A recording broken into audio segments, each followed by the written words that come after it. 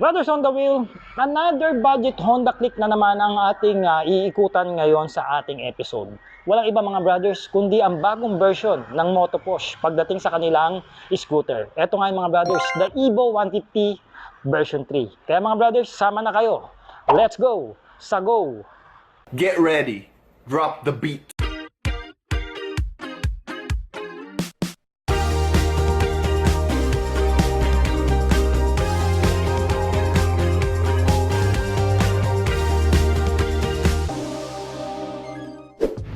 So mga brothers, eto na nga, nakita na natin in person itong bagong scooter ng Motoposh, the Evo 150 version 3. So mga brothers, yung style nito o yung body design nitong motor na ito mga brothers is hindi na natin mapagkakaila, is inspired po ito sa mabentang scooter ng Honda. Ayun nga yung Click 125, no? So wala na tayong masyadong pag-iusapan.